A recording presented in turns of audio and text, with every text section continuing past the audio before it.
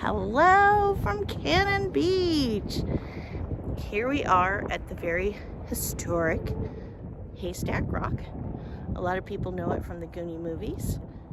Beautiful location. It is a very breezy 37 degrees here on the Oregon coast in February, but we are out, the sun is out, and we're gonna have a great day. Come with us. It is definitely a little windy today, so I'm hoping that everyone can hear me well. The ocean is beautiful. Those waves are huge. We tried to come here at low tide, so maybe we might be able to see some tide pools, but we'll see how close we can get to the rocks. What's amazing today is it is clear enough that you actually can see in between those two rocks. You can actually see a lighthouse that's on a rock.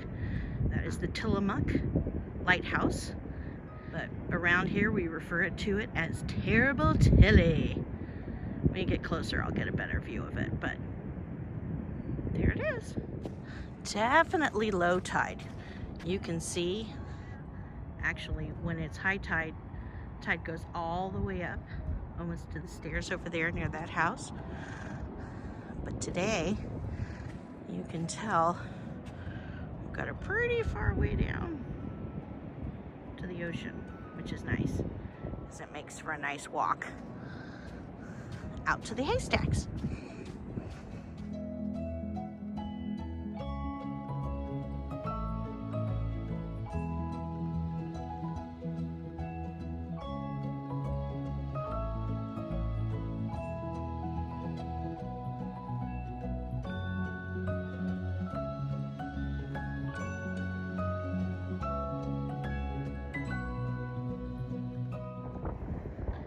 There she is, Terrible Tilly. That's the Tillamook Lighthouse.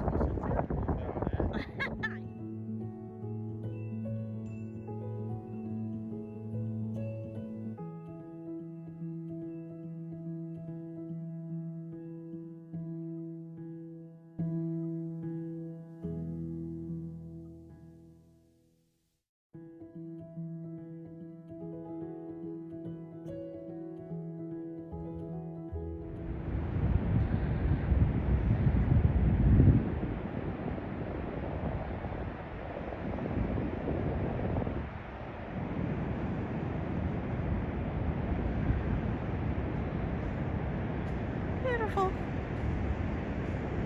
Wish you were here. It is humongous rock. Wow. It's hard to even tell how big it is until you get up right up next to it.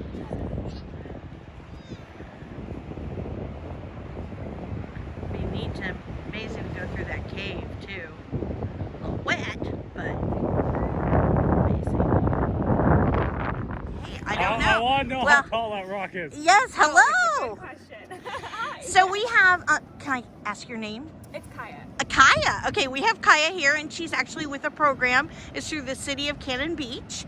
And it is, I'm sorry, again, say the program? It's the Haystack Rock Awareness Program. Oh my goodness, that's fantastic. So you're here to kind of just educate people, and you said you're here from February to Through October. October. Yeah. That's wonderful. Yeah, so that's when we can generally get into tide pools. There's lower tides in the summer, and it exposes more of the boulders out there. But yeah, a tide pool is basically just like a pool that is left when the tide recedes.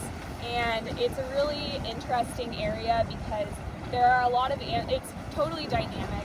Like the sand changes day to day, but there are animals that live in the pools permanently, and there are animals that travel in seasonally.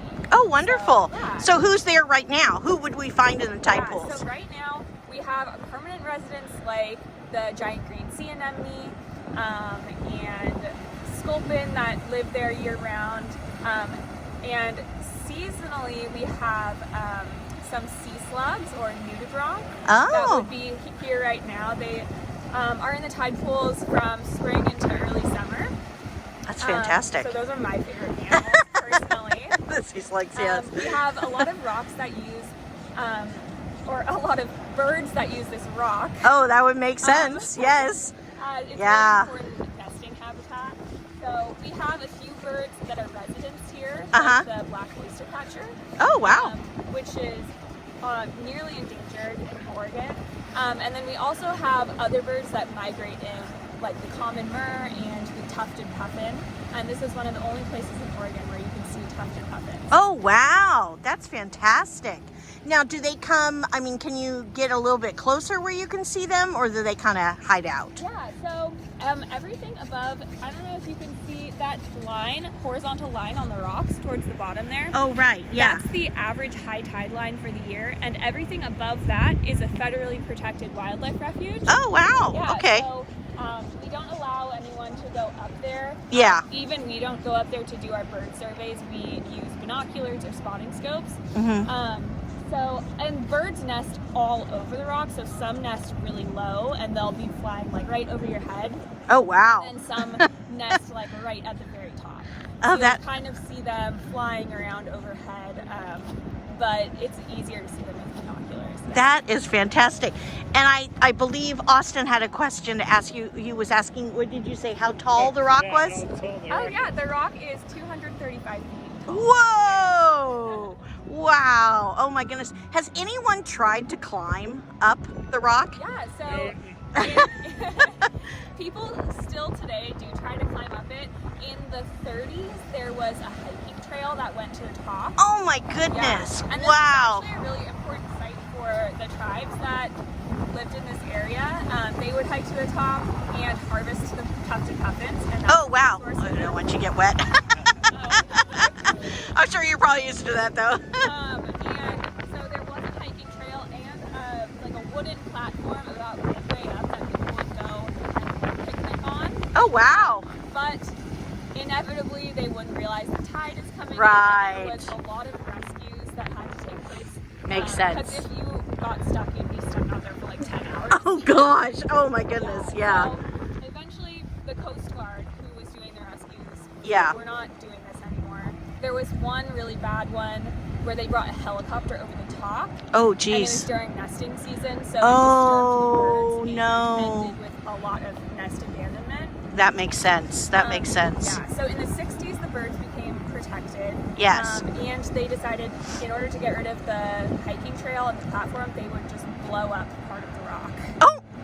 Oh. Which worked. Okay. Right in the center. Oh well, that's okay. So that's the reason why now you can't walk up there, is because they blew up the trail. Well, if that worked, then that's fantastic. And now the birds are a lot safer. Oh, that is wonderful. Well, thank you so much for all of this information. This has been wonderful. Thank you so much. My goodness, what a wealth of knowledge that Kaya was, and it's fantastic for her to tell us all of this information. It's great too that because they also have all these little papers around here that talk about the tide pools and what you can find in them as well, which is fantastic.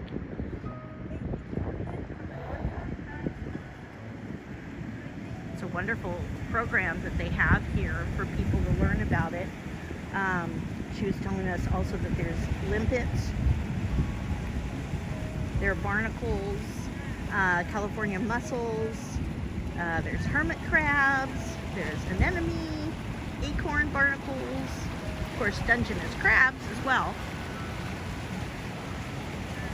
And you can see the tides coming in. Is that there are bald eagles that hang out around here.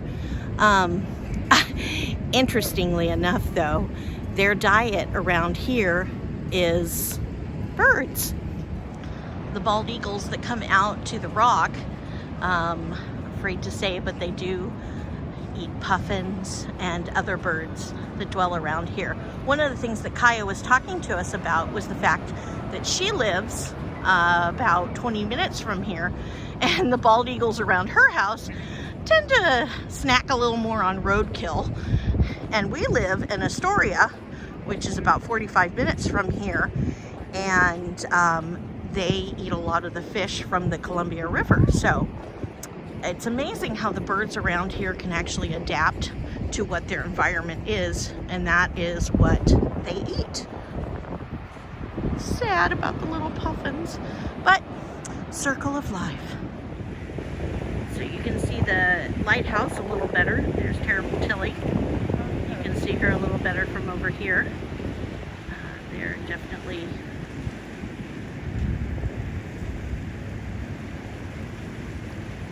more waves. The tide is coming in right now. Earlier this morning you could go out to the tide pools and you can see all the different little critters.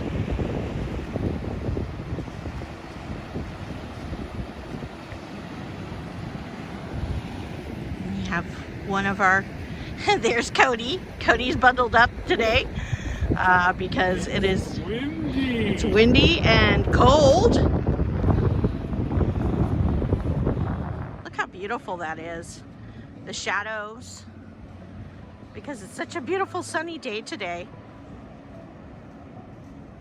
Absolutely gorgeous.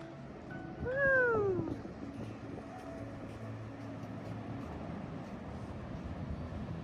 Wow. So right over there you can see where it was blown up. I can't even imagine trying to climb up to the top of that and then getting stuck up there and having to wait for the Coast Guard to come and rescue you. The trail is along that. Of course now it's gone because they blasted the side of the rock, as Kaya told us. But it's safer. Now the Coast Guard doesn't have to come out and rescue people. It's always important to remember, and I'm not just a rock, I'm also a home. And life is fragile. And here we are walking back to the parking lot. But what a gorgeous day. So we were just noticing how there's even actually a little bit of snow up on those hills. The mountaintops. Gorgeous. Beautiful.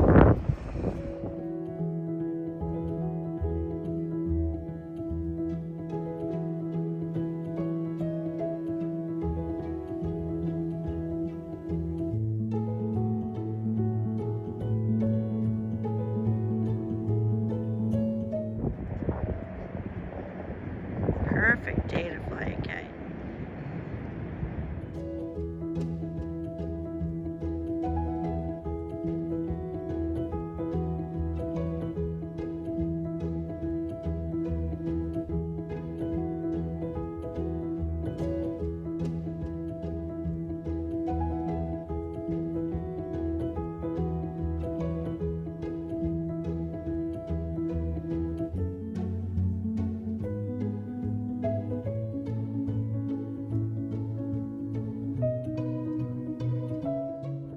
Okay, so here we are back where we parked the car. There are actually 3 different exits to come into Cannon Beach. This is the last exit where we are parked at. But there is, if you go through the first exit when you come into Cannon Beach, that'll put you out a lot closer to where the rock is, where Haystack Rock is. There's a lot of hotels and shops and fun art galleries and wonderful things to see in Cannon Beach. It is a fantastic little place to stay and explore. There are also amazing places to rent. You can rent homes here, you can Airbnbs. There are fantastic little hotels, very quaint. Also larger hotels as well, but you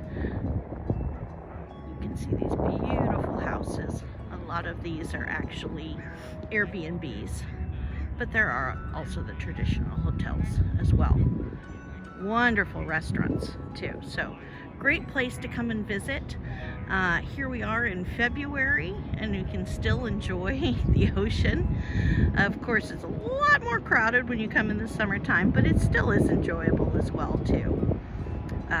Probably a little warmer than our 37 degrees. I think it's about 38 right now, so. But it has been an enjoyable day out. What a fantastic day today, boy. Beautiful. We enjoyed it so much. Thanks for coming along with us, man. Big shout out to City of Cannon Beach. That was fantastic. Kaya, full of information. They are out here from February to October giving information, also just telling you all about the Haystack Rock and all that it has to show. So wow, fantastic running into Kaya. We really appreciated that, and we love for you to come along with us and enjoy as we go beyond our 4 walls.